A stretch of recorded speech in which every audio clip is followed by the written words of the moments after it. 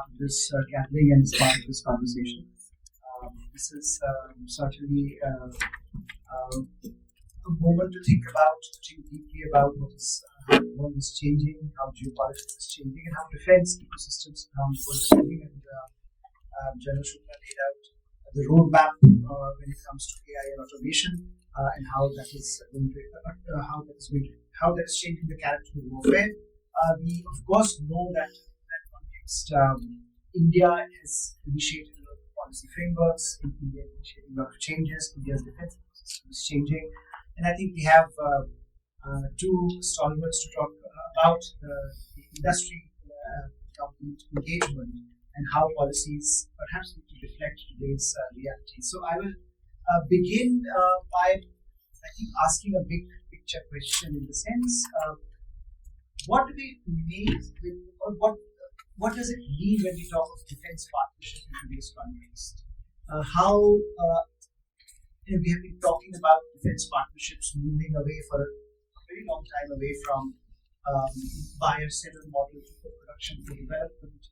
This has been a long-standing discussion in Indian defense policy and Indian defense partnerships. But when you look at how the larger realities of geopolitics are evolving, what does it mean to be a trusted defense partner, and how does it impact business models that you bring to the table, the value proposition that you bring to the table? Let me start with the review, sir.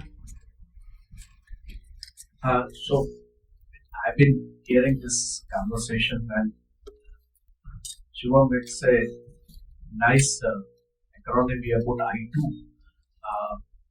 I've been talking about it for quite some time now, past 2 years, but I used to hear something more about being 100% Atmanirbhar and 100% indigenization. But I think of late, and I would specifically put it this year itself, I've been hearing more conversation around international collaboration and indigenization to coexist. And that is the fact. Some of us may not like it because I represent a foreign OEM, but I'm genuinely saying, being in this ecosystem for 30 years, that there is no wishing away of international collaboration.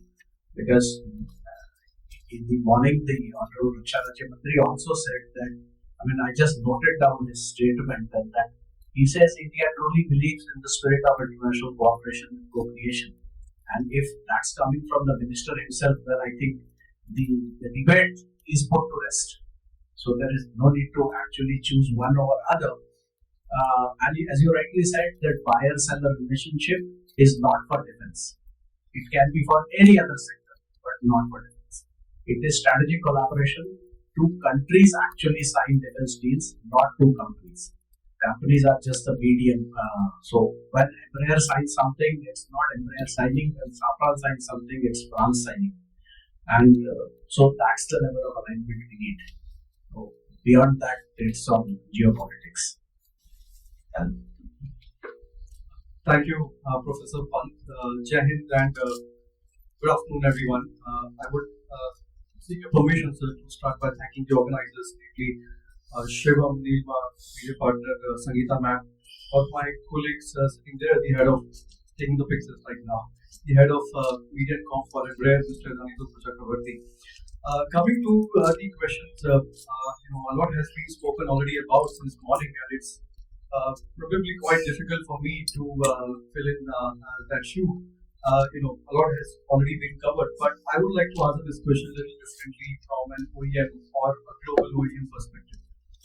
Embraer is not new to India. So again, I'm taking a specific name of my company because that's the only experience we have right now dealing with MOD procurement so far.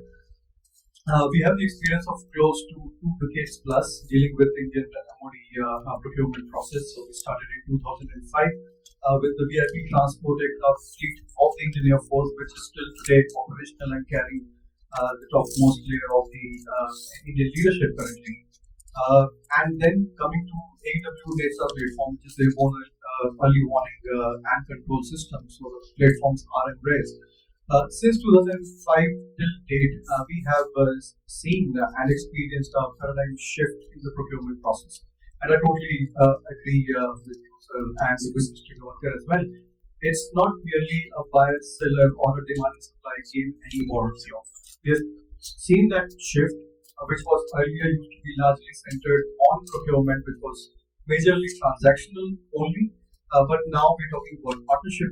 Now we're talking about different policy frameworks that is not only affecting the companies involved, like Mr. Gavankar again said, but also the countries. And I totally second that opinion.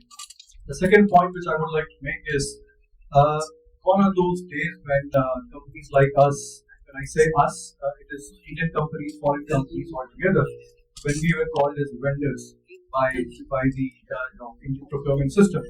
And somebody in the morning also brought out this point that we are now termed as partners, which is again a good positive shift. On the policy framework, I would like to just comment that I think the ministries involved, especially the Ministry of Defense and the top leadership of India, they're doing a great job. DAP 2020, which is in vogue right now, and we're talking about the new policy framework, new DAP itself.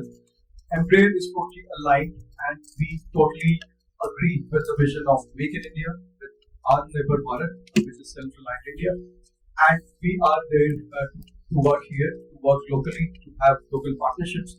In fact, we already have got into partnerships with Indian companies as our Indian primes for various MOD projects. I would not like to go into the specifics. Not only that, we have gone to the second level and also got into partnerships. I must mention this as late as this Monday, we have announced along with Bharat Forge a partnership contract. It's a firm contract to supply forged materials, and that's going to be in our global supply chain, not just for India. So that is the kind of tier 1, tier 2, tier 3 structure we're talking about. So if I can keep this conversation going, Sakat, of course, Embraer has been in part of the ecosystem for a very long time. And you have seen ups and downs, some of the challenges that I think we talked about initially, and now how it is changing. So, in particular, is this moment when we are looking at partnerships through a new light a reflection more of global geopolitics, or is it more an awakening in India for whatever reason, both external and internal, that certain things need to be put right, and what are the advantages it is accruing to someone like Embraer? It's a little difficult question because Embraer, considers itself as an Indian company. So even when we talk about, or the term "Make in India" started, so I spoke about 2005 contract which we got for VIP aircraft. In 2008, we signed the contract with DRDO developing the AEW Netra system. That system is neither Brazilian completely nor Indian completely. It's a very good example of partnership. What we started way back, and now, one of my friends there was mentioning that when we talk about Kalam, we are all stalwarts here. But talking about Kavach, I think the AEW data system has proven to be the Kavach, if I may take the liberty, to mention this, because we are very proud as well as the Indian side, the DRDO side as well. So what we have further taken the steps are, we are talking about partnerships locally, even more robust, even more embedded in the Indian systems. If I may again pick up the specifics, there's one program which we are participating for the Indian Air Force. It's a fairly large program, and we are talking about establishing final assembly line for that aircraft in India. And it's not just talks anymore. There are many advanced and mature discussions with our partners, with all the people involved in the ecosystem, all the decision makers, etc. And we are, again taking a step forward. We're not just talking about our tier ones, which are, let's say, our engine providers or the avionics providers. We're getting into the next level as well. So this is the kind of target. I know in the present context, the first question which you asked, Professor Pant, we are probably aiming for a moving target in the present geopolitical scenario. But then I would say that as a company, and in fact the Brazil-India relationships are also at a different level today. It has always been actually. Culturally, I feel both the nations are same. we are again taking a leapfrog from there. We are here to partner with Indian companies to have a long-term partnership, to have established facilities, not just for India, but also to serve the nearby region or rest of the world. So, Mr. Mohammed, taking that conversation forward, of course, India-France relationship has been a long-standing one. It's a strategic relationship.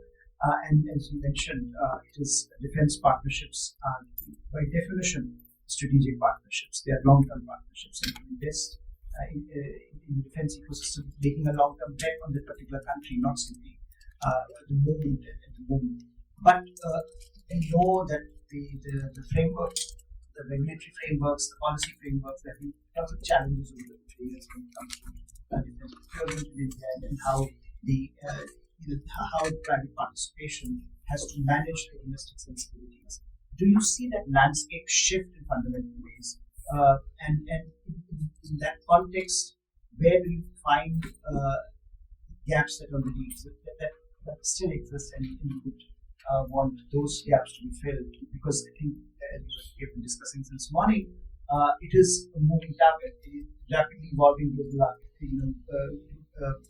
global developments and rapidly evolving requirements of India. Both are putting pressure on this ecosystem that is there in the country at the moment. Okay. Your statement is correct that there are certain gaps, but as a country, MOD has put in efforts in revising the DAP over time and correcting those gaps constantly. And DAP 2026 as well when it gets released, because after public consultation it has gone into another revival route. One of the target there is to shorten the procurement cycle. I think that gap is the biggest gap, because in a couple of days ago I was in another seminar and people said that do we want PLI, do we want government to fund you and all that, and I asked the audience one question: do you want all of that, or you just want order certainty and quick order? And I think the unanimous thing was just give us order certainty. So if the DAP can give us that, both certainty and the speed of the order, I think that would be the biggest gap and usefulness for Indian industry, not only as a foreign OEM I'm saying, because the foreign OEM projects are large scale and they take time because of G2G deals and a lot of nitty-gritties have to be sorted out. So, but in that case also some projects have taken more than 2 decades, so that's also not a good time. So in my opinion, the time is the biggest gap which you can fill. The rest all is actually industry can control. You cannot control the government side. So I'm hearing this is to conclude. Thank you so much. And I think one of the aspects of this conversation, I think particularly the point that was made earlier, is this balance between Atmanirbharta and global partnerships. And I think the very title, which is Global Partnership with Indian Advantage, certainly India finds itself at an advantageous position today, where you have a number of countries trying to partner with India for various reasons. But can that opportunity be converted into a long-term strategic direction? I think that both global OEMs as well as India should be asking, given India's own requirements and given the changing nature of the battlefield. Thank you so much for joining us.